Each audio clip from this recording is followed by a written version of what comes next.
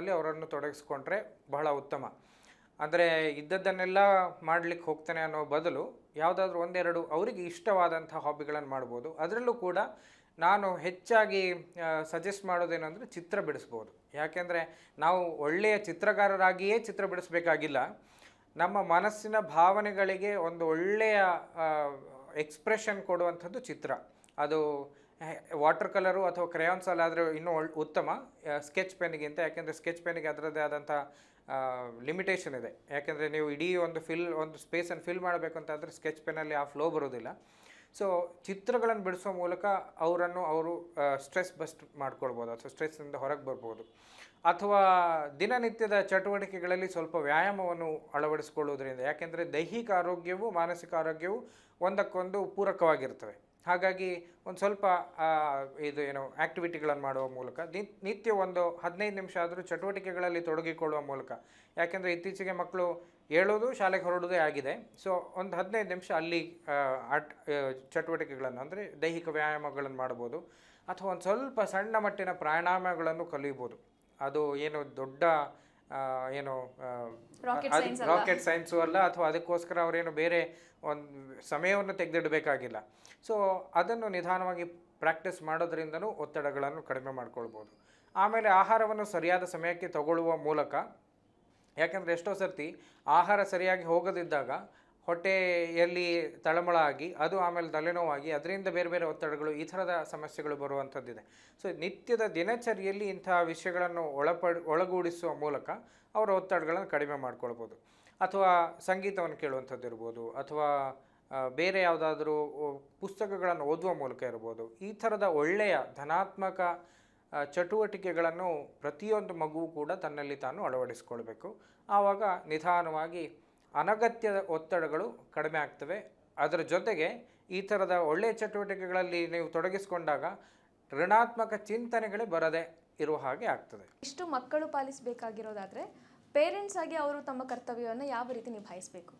Parents ಹೇಗೆ ನಿಭಾಯಿಸ್ಬೋದು ಅನ್ನೋದಕ್ಕೆ ನಾನೊಂದು ಸಣ್ಣ ಕತೆ ಹೇಳಬೇಕು ಇಲ್ಲಿ. ಯಾಕೆಂದರೆ ಇತ್ತೀಚಿನ ಮಕ್ಕಳಲ್ಲಿ ಓದುವ ಹವ್ಯಾಸ ಬಹಳ ಕಡಿಮೆ ಆಗಿದೆ.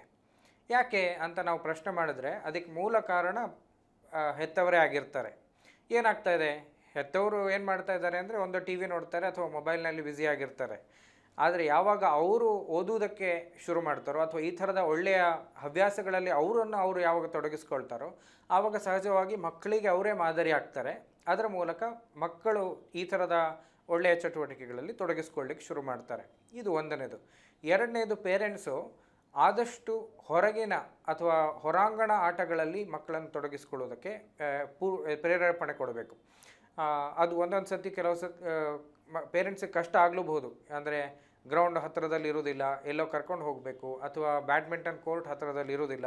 ಈ ಥರದ ಕೆಲವು ಸಮಸ್ಯೆಗಳಾಗಬಹುದು. ಆದರೆ ತಮ್ಮ ಮಕ್ಕಳಿಗೋಸ್ಕರ ಅಷ್ಟೊಂದು ಸಮಯವನ್ನು ಅವರು ಮೀಸಲಿಡಬೇಕಾದಂಥ ಜವಾಬ್ದಾರಿಯು ಅನಿವಾರ್ಯತೆಯು ಅವರಲ್ಲಿ ಇರ್ತದೆ. ಸೊ ಈ ಥರದ ಆ್ಯಕ್ಟಿವಿಟಿಗಳನ್ನು ಅವರಿಗೆ ಒದಗಿಸಿಕೊಡೋ ಮೂಲಕ, ಅದಲ್ಲದೆ ನಮ್ಮ ಕಲೆ ಸಂಸ್ಕೃತಿಗಳಿಗೂ ಅವರನ್ನು ಹೆಚ್ಚು ಓಪನ್ ಮಾಡಬೇಕು. ಇತ್ತೀಚೆಗೆ ಏನಾಗಿದೆ ಅಂದರೆ ಒಳ್ಳೆಯ ಒಂದು ಶಾಸ್ತ್ರೀಯ ಸಂಗೀತ ಕಚೇರಿಯಲ್ಲಿ ಎಲ್ಲರೂ ಹಳಬ್ರೆ ಅಂದರೆ ವಯೋವೃದ್ಧರೇ ಹೆಚ್ಚಾಗಿ ಬಂದು ತಲೆ ಅಲ್ಲಾಡಿಸ್ತಾ ಇರ್ತಾರೆ. ಯಂಗ್ಸ್ಟರ್ಸ್ ಯಾರು ಕಾಣಿಸ್ಕೊಳ್ಳೋದಿಲ್ಲ. ಅಥವಾ ಯಾವುದೋ ಒಂದು ಹರಿಕತೆ ಆಗ್ತಾ ಇದೆ ಅಂದರೆ ಎಲ್ಲೂ ನಮಗಲ್ಲಿ ಜನ ಕಾಣಿಸೋದಿಲ್ಲ, ಅಂದರೆ ಯಂಗ್ಸ್ಟರ್ಸ್ ಕಾಣಿಸೋದಿಲ್ಲ. ಸೊ ಹೆತ್ತವರಿಗೆ ಇದು ದೊಡ್ಡ ಜವಾಬ್ದಾರಿ. ಮಕ್ಕಳಿಗೆ ಈ ನಮ್ಮ ಭಾರತದಲ್ಲಿರುವಂಥ ಕಲೆ ಸಂಸ್ಕೃತಿಗೆ ನಾವು ಯಾವಾಗ ಅವ್ರಿಗೆ ಅದರ ರುಚಿ ತೋರಿಸ್ತೇವೋ ನಿಧಾನವಾಗಿ ಇವೆಲ್ಲವೂ ಕೂಡ ನಮಗೆ ನಮ್ಮ ಜೀವನದ ಸರ್ವತೋಮುಖ ಅಭಿವೃದ್ಧಿಗೆ ಮತ್ತು ಒತ್ತಡ ನಿವಾರಣೆಗೆ ಎರಡಕ್ಕೂ ಸುಲಭವಾಗಿ ದಾರಿ ತೋರಿಸ್ತವೆ. ಓಕೆ ಸರ್, ನೀವು ಆಗಲೇ ಹೇಳ್ತಾ ಇದ್ರಿ ಶಿಕ್ಷಣದಿಂದ ಕೂಡ, ಶೈಕ್ಷಣಿಕ ಚಟುವಟಿಕೆಗಳಿಂದ ಕೂಡ ಮಕ್ಕಳ ಮೇಲೆ ಹೆಚ್ಚು ಒತ್ತಡ ಬೀಳುತ್ತೆ ಅಂತ. ಸೊ ಟೀಚರ್ಸ್ ಯಾವ ರೀತಿ ಕ್ರಮಗಳನ್ನ ಕೈಗೊಳ್ಬೋದು? ಇದು ಬಹಳ ಮುಖ್ಯವಾದ ಪ್ರಶ್ನೆ. ಯಾಕೆಂತಂದರೆ ಶಾಲೆಗೆ ಹೋಗ್ಲಿಕ್ಕೆ ಶುರು ಮಾಡಿದ ಮೇಲೆ ಮಗು ಹೆಚ್ಚಿನ ಸಮಯವನ್ನು ಕಳೆಯುವುದು ಶಾಲೆಯಲ್ಲಿ. ಮನೆಯಲ್ಲಿ ಆಮೇಲೆ ಬಂದು ಕಳೆಯುವ ಸಮಯ ಬಹಳ ನಿಯಮಿತವಾದದ್ದು. ಯಾಕೆಂದರೆ ಸುಮಾರು 7-8 ಗಂಟೆ ಮಕ್ಕಳು ಮಲ್ಕೊಂಡಿರ್ತಾರೆ ರಾತ್ರಿ. ಸೊ ಹಾಗಾಗಿ ಈ ದೃಷ್ಟಿಯಿಂದ ನೋಡುವುದಂತಾದರೆ ಟೀಚರ್ಗಳ ಜವಾಬ್ದಾರಿ ಮತ್ತು ಅವ್ರ ಮೇಲಿರುವಂಥ ಒಂಥರ ಅವ್ರು ಏನು ಮಾಡಬೇಕು ಅನ್ನೋದು ಬಹಳ ಗಮನೀಯವಾಗಿ ನೋಡಬೇಕಾದಂಥ ವಿಷಯ. ಟೀಚರ್ಗಳು ಏನು ಮಾಡ್ತಾರೆ, ಸಾಧಾರಣವಾಗಿ ಅವರ ಪರ್ಫಾರ್ಮೆನ್ಸನ್ನು ನೋಡ್ತಾ ಇರ್ತಾರೆ. ನನ್ನ ಸಬ್ಜೆಕ್ಟ್ನಲ್ಲಿ ಎಷ್ಟು ಜನಕ್ಕೆ ಹೆಚ್ಚು ಮಾರ್ಕ್ ಬಂದಿದೆ, ನನ್ನ ಸಬ್ಜೆಕ್ಟ್ನಲ್ಲಿ ಎಷ್ಟು ಜನ ಹೈಯೆಸ್ಟ್ ತೆಗೆದಿದ್ದಾರೆ, ಅಥವಾ ನನ್ನ ಸಬ್ಜೆಕ್ಟು ಅಥವಾ ನನ್ನ ಪಾಠದಿಂದಾಗಿ ಎಷ್ಟು ಜನರನ್ನು ನಾನು ಒಳ್ಳೆಯ ಅಂಕ ಗಳಿಕೆಯ ಮಷೀನ್ಗಳನ್ನಾಗಿ ಮಾಡಿದ್ದೇನೆ ಅನ್ನುವಂಥ ದೃಷ್ಟಿಯಿಂದಲೇ ನೋಡ್ತಾರೆ ಹೊರತು ಮಕ್ಕಳಿಗೆ ಏನು ಬೇಕು ಅಥವಾ ಅವ್ರಿಗೆ ಏನು ಆಗ್ತಾ ಇದೆ ಅನ್ನೋದನ್ನು ಅವ್ರು ಯಾವತ್ತೂ ಗಮನಿಸುವುದಿಲ್ಲ. ಯಾವತ್ತೂ ಅಂದರೆ ಕೆಲವರು ಎಕ್ಸೆಪ್ಷನ್ಸ್ ಇರ್ಬೋದು, ಆದರೆ ಹೆಚ್ಚಿನ ಟೀಚರ್ಗಳಿಗೆ ಅದಕ್ಕೆ ಇನ್ನೂ ಒಂದು ಕಾರಣ ಏನಂದರೆ ಟೀಚರ್ಗಳಿಗೆ ಅವರದ್ದೇ ಆದಂಥ ಒತ್ತಡಗಳಿರ್ತದೆ. ಆದರೂ ಕೂಡ ತಮ್ಮ ಒತ್ತಡಗಳನ್ನು ಬದಿಗೊತ್ತಿ ಮಕ್ಕಳ ಒತ್ತಡಗಳನ್ನು ಹೆಚ್ಚು ಗಮನಕ್ಕೆ ತಂದುಕೊಳ್ಬೇಕು. ಯಾಕಂದರೆ ನಮ್ಮ ಶಿಕ್ಷಣ ಪದ್ಧತಿ ಇರುವುದೇ ಮಕ್ಕಳ ಕೇಂದ್ರಿತವಾಗಿ. ಸೊ ಹಾಗಾಗಿ ಮಕ್ಕಳಿಗೆ ಒತ್ತಡ ನಿವಾರಣೆಗೆ ಕೆಲವು ಟಿಪ್ಗಳನ್ನು ಹೇಳ್ಕೊಡ್ಬೋದು, ಅಥವಾ ಒಂದಷ್ಟು ಫನ್ ಆ್ಯಕ್ಟಿವಿಟಿಗಳನ್ನು ಕ್ಲಾಸ್ನಲ್ಲೇ ಮಾಡ್ಬೋದು. ತುಂಬ ಸೀರಿಯಸ್ ಡಿಸ್ಕಷನ್ ಆಗ್ತಾ ಇರಬೇಕಾದ್ರೆ ಒಂದು ಸ್ವಲ್ಪ ಹಾಸ್ಯದ ವಿಷಯಗಳನ್ನು ತರಬಹುದು, ಅಥವಾ ಅವರಿಗೆ ತಮ್ಮದೇ ಆದಂಥ ಒಳ್ಳೆಯ ರೀತಿಯಲ್ಲಿ ಯಾವ ರೀತಿಯಲ್ಲಿ ಅವರನ್ನು ಅವರು ತೊಡಗಿಸ್ಕೊಳ್ಬೋದು ಅನ್ನೋ ಕಡೆ ಮಾರ್ಗದರ್ಶನ ಕೊಡ್ಬೋದು.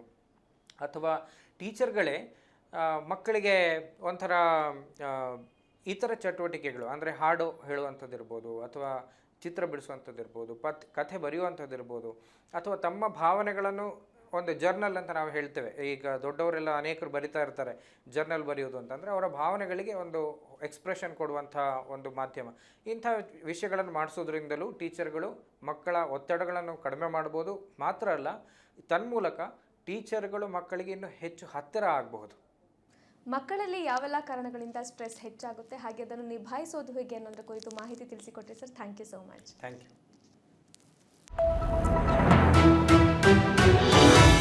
ವಿಸ್ತಾರ ನ್ಯೂಸ್, ನಿಖರ ಜನಪರ.